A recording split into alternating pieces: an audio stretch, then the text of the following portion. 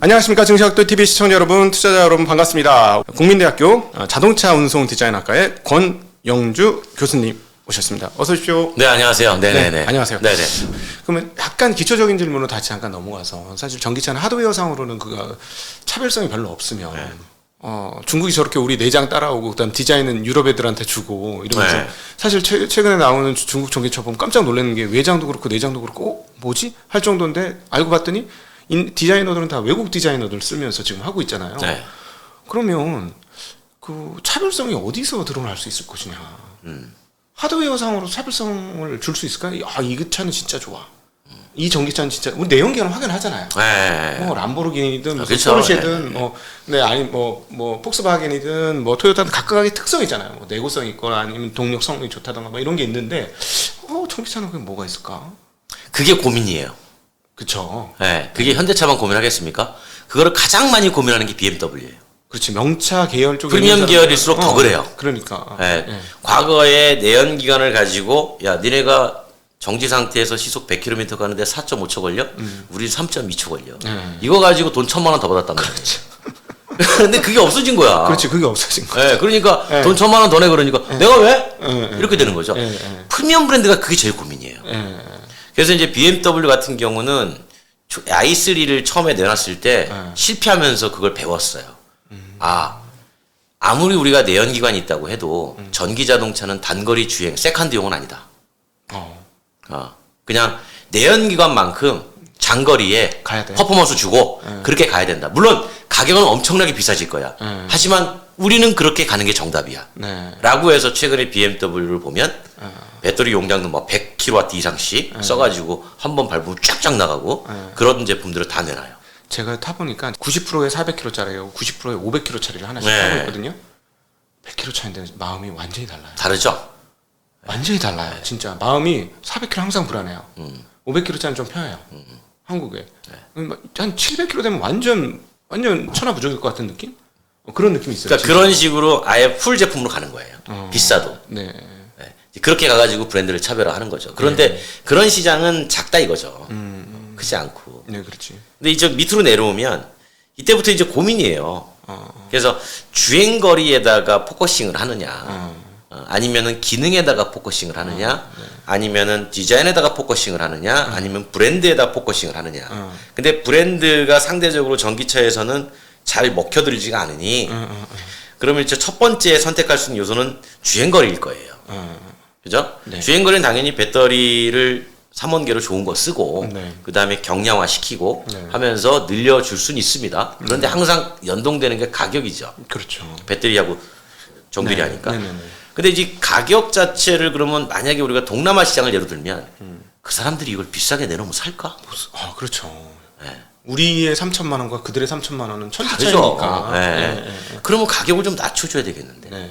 낮출 방법이 뭐가 있지?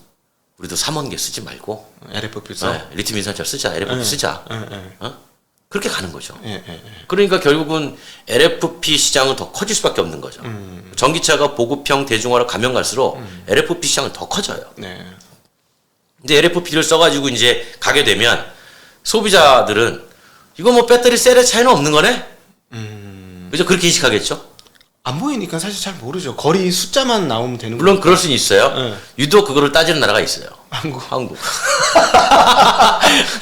까다롭죠. 아니, 지난번에 BMW의 본사에서 누가 한국 와가지고 언론에서 기자회견 했는데 이 사람이 어떤 재미난 얘기를 했냐면 아니 내가 전 세계 다 가서 인터뷰를 다 했는데 한국은 왜 전기차는 안 보고 배터리만 물어봐요. BMW 그 차 배터리 뭐 썼어요? 그걸 물어보더라는 거예요. 네. 차는 안 보고. 이게 이제 결국은 이제 주식의 영향이다. 전 이거 100%라고 봐요. 예. 워낙 2차 전지 뭐 주식 가지고 여기저기 경제 방송부터 해가지고 막 하다 보니까 네. 자동차에는 관심이 없어. 거기에 배터리 뭐 썼는데만 관심 있는 거예요. 그래서 거기 LG가 썼는데 뭐 LG씩 올라가고 뭐 이런 식이에요. 사실은 소비자 입장에서는 배터리를 뭘 쓴 게 중요한 게 아니라 그 배터리를 몇 킬로를 가느냐가 그렇죠. 그게 핵심인데요. 그거예요. 네. 그리고 이제 그러다 보니까 이제 좀 전에 계속 얘기를 이어가면 그러면 이제 차별할 수 있는 요소가 기능하고 네. 디자인이 남아요. 네. 근데 디자인은 우리가 잘하죠. 그렇죠, 잘하죠. 네, 그래서 디자인으로 일단 승부를 걸겠다. 이게 세계적인 수준까지 올라온 것 같아요. 네, 그 다음에 이제 기능이 문제인데, 네. 기능이 이 전기 자동차가 가지고 있는 여러 가지 뭐 SDV 뭐 이런 기능들은 대동소이해요. 그런데 이제 우리가 잘할 수 있는 건 예를 들면 이런 거죠. 자동차 안에 시트의 배열을 조금 다양하게 할 수 있게 만들어 준다든가. 이제 그러려면은 이 실내 공간을 좌지우지하는 이 플랫폼이 약간의 변동성이 있어야 돼요. 네. 그러니까 다변화 플랫폼이라고 얘기를 하는데 그 플랫폼을 큰 차도 만들었다가 작은 차도 만들 수 있다가 크게도 만들 수 있었다가 그러니까 요런 그 플랫폼을 가지고 무언가 새로운 기능들을 만들어내려고 하는 거예요. 네. 그걸 이제 그들은 PBV라고 부르죠. 다목적 차. 그렇죠. 네. 하여간 뭐 어려운 용어 쓰는 거 좋아합니다. 그들은 PBV라고 얘기하는데 이제 그런 시장으로 가려고 하는 거예요. 근데 이제 그 PBV 중에 흥미로운 건 그런 거죠. PBV로 막 가면 PBV가 승용만 있는 것도 아니고 상용도 있거든요. 그거 만들 수 있잖아요. 그렇죠, 그렇죠. 바퀴 달린 거를 내가 사업용으로 쓰면 상용이고 내가 그냥 개인이 쓰면 승용이고 네. 근데 이제 상업용으로 갈 가능성이 높아요. 초기에는. 네. 근데 상업용으로 가게 되면 이거를 상업용으로 쓰는 사람한테 팔아야 되잖아요. 예. 근데 여기에서 새로운 경쟁자가 나오는 거예요. 중국 애들. 아니요. 같은 무슨 이동수단을 만드는 회사가 아니야. 뭐 물류 회사들. 그렇죠. 예. 자기들이 직접 만들어 버리는 거죠. 그렇죠. 그냥 자율주행 단순 자율주행으로 아니더라도. 네. 네. 그러니까 자율주행이 아니더라도. 그 대표적인 케이스가 이런 거예요. 그 미쉐린 잘 아실 겁니다. 네네. DHL 싱가포르에서 최근에 타이어를 바꿨어요. 네. 그런데 펑크 없는 타이어입니다. 그러니까 우리가 기존에 공기 에어를 쓰지 않는 타이어예요. 네. 대신 그 사이드월이 힘을 다 잡아줘요. 뚫려 있어요 이렇게. 네. 무슨 말인지 알겠습니다. 이 쉽게 얘기하면 3차원 모양의 뭐 그런 거겠네요. 네, 보통 타이어가. 이제 비공기식 타이어라고 하는데. 네네네. 네, 그 격자 모양으로 이렇게 그렇죠. 서로 그런 지지해 것도 주는 있고, 거네요. 스포크가 다 그렇지, 스포크처럼 힘을 지지해줘요. 그러다 보니까 펑크가 없어요. 네. 근데 이 타이어의 단점은 뭐냐면 시끄러워요. 그런데 시끄러우면 운전자 입장에서는 시끄러우니까 안 살 거 아닙니까? 네. 근데 DHL이 그런 얘기죠. 우린 물류회사야. 상관없어. 저게 펑크가 나서 물건이 배달되지 못하거나 저거를 고치느라고 쓰는 시간이 우리한테 손실이야. 그렇지. 근데 그 운전자는 DHL이 고용한 사람 아니에요. 네. 너의 청각의 소음을 우리가 왜 걱정해 줘야 돼? 네. 우리는 물류 회사로서의 기능만 잘하면 돼. 네. 해가지고 그 타이어를 썼어요. 네. 이 얘기는 무슨 의미냐면 앞으로 물류 회사는 무인으로도 갈 수 있고. 그렇죠. 네. 원가만 절감된다면 다 한다는 얘기예요. 그러니까 자동차 회사한테 이 차 얼마에 줘라는 협상을 하기보다 내가 필요한 수량만큼 전기차로 만들어 버리는 거예요. 그게 이제 PBV로 들어온 거예요. 네. 그러니까 이제 자동차 제조사 입장에서는 야 이게 큰일 났다. 상업용으로 쓰는 이게 쉽게 말하면 1톤 택배 시장 같은 거잖아요. 그렇죠. 우리 지금까지 1톤 택배 시장에다가 만들어 가지고 팔았는데 뭐 내가 이런 얘기 많이 하거든요. 우리나라 쿠팡이 1년에 한 3천 대 정도 쓰는데 네. 쿠팡이 직접 만들어 쓰게 되면 롯데나 한진택배 만들어 쓰게 되면 1톤 현대차 울산 공장 뭐 무슨 의미가 있죠? 네. 그러네요. 그러니까 이제 자동차 회사는 여기 또 고민하는 거죠. 그럼 나도 물류하리. 그래서 물류에 들어가 버려요. 그게 대표적으로 GM이에요. 네, 그렇군요. 네, GM이 브라이트 드롭이라고 하는 13번째 그러니까 그 계열사 하나 만들었는데 이게 물류 회사입니다. 네. 누구랑 손잡았냐면 월마트. 그 우리 지점장님이 월마트에다가 답이 나오네. 네, 물건 주문하면 네. 그 전에는 이제 월마트가 그 GM의 물류용 갖고 있는 사업자 차를 갖고 있는 사업자한테 갖다 줘 네가. 네. 이제 그렇게 했는데 그게 이제 아마존처럼 직접 만들어 쓴다고 하니 네. 이제 GM이 직접 들어가는 거죠. 네. 우리가 우리 차 가지고 소모시켜줄게. 즉 제조물을 가지고 소모를 시켜서 수익을 가져가려고 하는 거예요. 네. 그러니까 운송 사업자하고 결국은 부딪히게 되죠. 네네, 그러네요. 근데 기존의 운송 사업자는 이동수단을 만드는 제조사한테 고객이었어요. 네. 아주 중요한 고객. 예. 근데 이 고객이 자동차를 만든다 그래. 근데 이 사람들은 만들어 파는 용도가 아니에요. 자기네 쓰는 용도지. 그러니까 이제 이 제조를 갖고 있는 회사 입장에서는 큰 시장이 하나 날아가는 거예요. 그러네요. 상업용 시장의 한 축이죠. 그렇죠, 그렇죠. 네. 아마존이 물류용 자동차 엄청나게 많이 쓰고 있거든요. 근데 그걸 앞으로 안 쓴다고 생각해 보세요. 그러면 GM이나 포드는 누구한테 팔아요? 그러네요. 네. 예. 저 하드웨어의 경쟁력이 이렇게 큰 차이가 없을 때 어떻게 될 건가 얘기를 그래요? 했었고요. 그럼 요 다음은 이제 진짜 이 얘기를 하면 한국 입장에서 있는 입장에서 되게 깝깝해지기 시작하는데 이제 소프트웨어를 보면 테슬라가 가장 특징적인 부분 중에 하나가 주행 거리가 가끔씩 바뀌어요. 네. 그거는 이제 소프트웨어 업그레이드를 하면서 그쵸? 예. 그 배터리 매니지먼트 시스템이 조금씩 바뀌었다라는 BMS가 좀 얘기잖아요. 조절 좀. 예, 그거가 뭔가 발전을 해서 전력을 덜 쓰게 하는 뭔가가 만들어지면 뭐 주행 거리가 조금씩 늘어나는 그런 그렇죠. 예, 신기한 예. 구조가 만들어지는 거예요. 그건 근데 그걸 중앙에서 다 네. 처리해서 뽑아주는 거죠. 발송을 뭐지? 그냥 뿌려주는 거죠. 이런 개념인데, 이걸 보면서 이거 한국 이거 다른 나라에 비해서는 잘하는데 이거 미국하고 맞짱 뜨려 그러니까 이게 되게 깝깝하네. 그리고 지난번에 토요타에서 그 테슬라를 한 2년 전인가요? 다 분해해보고 나서 했던 얘기가 6년이 앞섰다. 뭐 이런 맞아요. 얘기를 했지 않습니까? 근데 이 소프트웨어 격차가 사실은 뭐 하드웨어는 우리가 이런저런 얘기를 했지만 큰 격차가 아니고 결국은 지금 중국 애들 뭐 의자 막 이렇게 눕고 이런 것도 만들더라고요. 네. 그냥 이거는 다 따라오겠는데 그러면 결국 소프트웨어가 최강이 살아남을 건데 과연 여기서 우리는 어떻게 대응할 수 있을까, 잘할 수 있을까 그런 걱정들이 항상 있어요.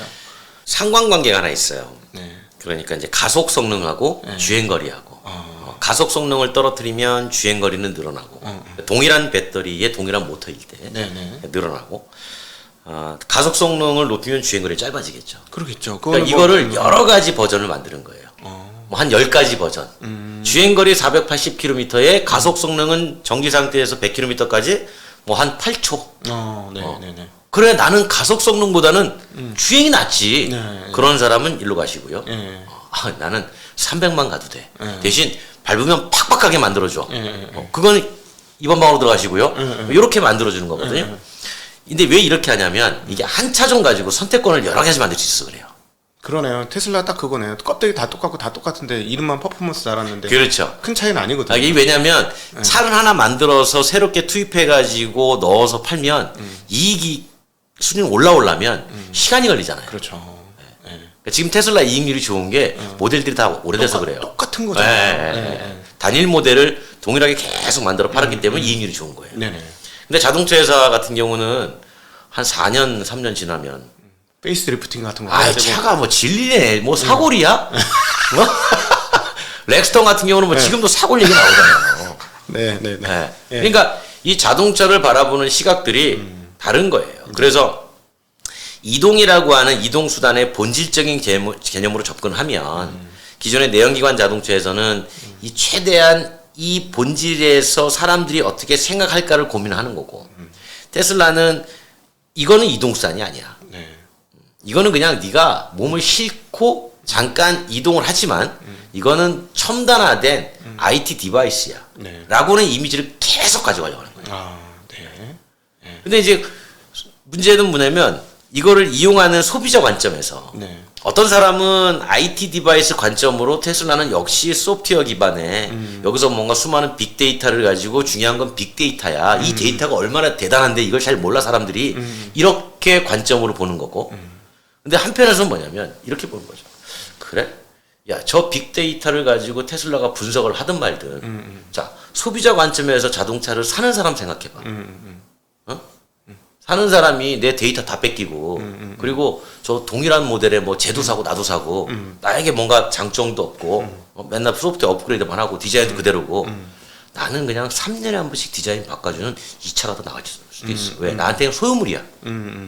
라고 하는 생각이 또 존재하는 거예요. 예. 그러니까 이 두 가지를 가지고 보는 사람의 관점에 따라서 네. 주식을 하시는 분들은 IT 쪽으로 보려고 하는 시각이 강한 거고 네? 네네. 그러나 시장은 실제로 소비자 관점에서는 네. 이쪽에 테슬라 사는 분들은 나는 얼리어답터야 라고 하는 경향들이 사는 건데 네. 막상 현대차 i6-5가 시장에 나왔을 때 네. 테슬라가 훅 떨어졌잖아요. 그랬습니까? 네, 그러니까 국내에서 보면 네네. 이 얘기는 뭐냐면 아니야 테슬라든 뭐든 간에 그냥 난 전기차 이게 디자인이 별로 안 돼. 네. 난 그냥 내 소유물이잖아. 네. 빅데이터는 모르겠고 이렇게 하는 시각도 여전히 존재한다는 거예요. 네네. 이 두 가지가 서로 경쟁하는 거죠. 네, 그러니까 말씀하신 대로 소프트웨어 디파인드 해가지고 기능을 온 오프 할 때 돈을 받고 하는 거는 다 할 수 있어요. 심지어는 뭐 에어컨도 지금은 기본 옵션이지만 다 달아주고 나중에 여름에 켤 때 돈 내. 그렇죠. 그럴 수 있거든요. 구독 서비스로 갈 수 네, 있죠. 그것도 뭐 2시간 켜면 얼마. 네. 다 할 수 있단 말이에요. 우리가 인빌트로 아파트 줄 수 있잖아요. 옛날 프린트 팔듯이 아주 싸게 팔아가지고 네. 대신에 사용료를 계속 내. 이렇게 해도 그렇죠. 이런 네, 비즈니스도 네. 자동차에서도 할 수 있는 거죠. 잉크만 팔듯이 마치. 네. 그러니까 똑같이 할 수 있거든요. 네. 다만 이제 오랜 시간 동안 소비자들이 뭐에 익숙해 있냐면 처음에 돈을 주고 옵션을 사는 거에 되게 익숙해져 있어요. 예.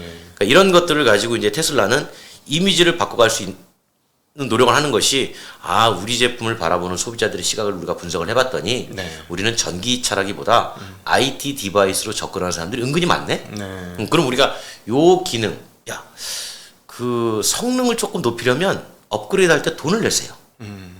이런 거를 순순히 받아들이네. 그쪽으로 계속 가는 거예요. 네.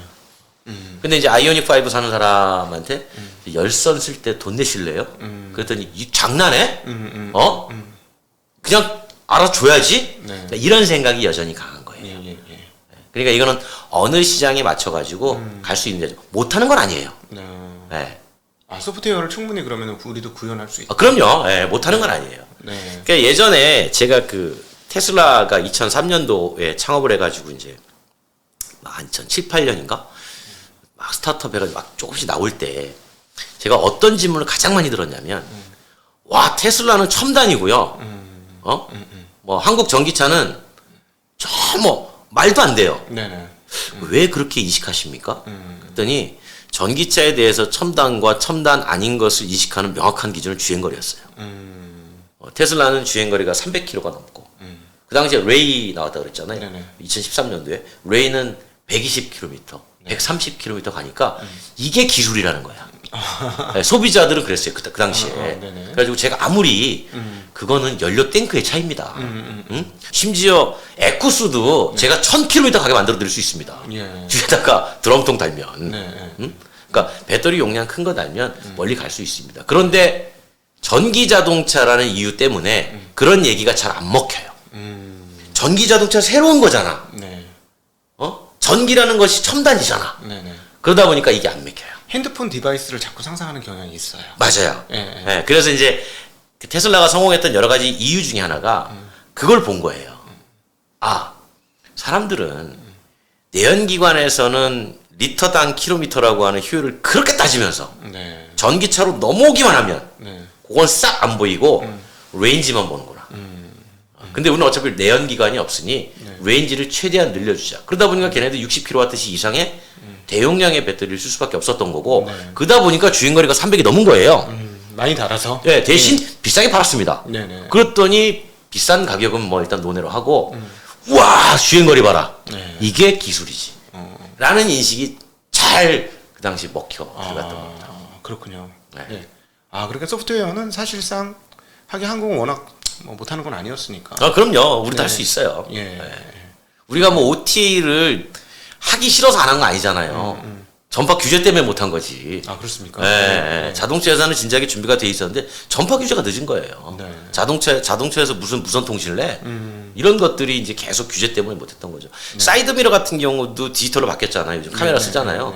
진작에 할 수 있었어요. 사실은 그 옆에 백미러 없는 게 훨씬 좋죠. 네, 있었는데 이거 카메라 바뀌는데 왜 못했냐면 규제 때문에 못했어요. 우리나라 자동차 안전 규제 때문에. 그러니까 그 규제가 우리의 전환 속도를 가로막고 있다라는 걸 아는 분들이 생각보다 많지 않아요. 네. 사실은 그 사이드미러 하나 없으면 공기 저항이 확 주니까. 그럼요. 예. 예. 단 몇 킬로라도 몇십 킬로라도 더 가는 거 아닙니까? 제가 2008년인가 9년인가 아마 파리 모터쇼 갔을 때 네. 그때 로터스가 사이드 미러를 있긴 있는데 네. 이제 유리에서 그냥 카메라로 바꾼 방식을 제가 그때 봤었거든요. 예. 그래가지고 그때 한국에 와가지고 현대차 관계한테 이거 왜 안 하니? 그랬더니 진작에 다 해놨지. 근데 왜 안 하는 거야? 그랬더니 규제. 네, 우리는 그 당시에 자동차 관리법에 사이드 미러는 유리로 하게 돼 있었어요. 네. 그러니까 이거 푸는데 4, 5년 가는 거예요. 항상 이 관습이라는 게 네. 항상 해오던 바가 편하니까 쉽게 안 바꾸는 그런 점이 있는 것 같아요. 이제 그렇게 해서 딱 바뀌잖아요. 네. 바뀌면은 이미 해외에서 준비되어 있는 차들은 먼저 들어오잖아요. 그러니까 먼저 경험하는 거죠. 소비자 입장에서 그러니까 이거 첨단이네. 이제 우리 바뀌었으니까 그 다음 나올 모델한테 네. 자 너 달고 나와. 네. 그럼 한 박자 늦은 거고. 그러니까 우린 따라가는 거고. 예. 그런 인식들이 많이 생긴 거죠. 네. 사실은 그 안전을 위해서 규정을 만들었던 건데 네. 원래는. 네. 네. 근데 이제 그게 사회가 너무 빠르다 기술의 진보가 빠르다 보니까 어느 순간에 구닥다리가 된 건데. 미국은 안 해요. 아 그런 걸 아예요? 네, 미국은 이게 더 위험하다고.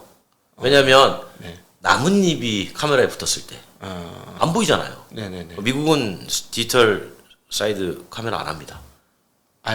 규제상 못하게 안전 한다고요? 규정을 못하게 만들었어요. 거기도 규제가 있는 거네 그런 거. 네, 미국은 오히려 유리가 더 안전해. 네, 라고 이제 확신을 한 거죠. 네네. 오히려 그냥 우리가 꼭 늦은 것도 아니고 그러니까 비슷비슷하네요. 그 나라 규제에 따르는 거예요. 네. 아, 네.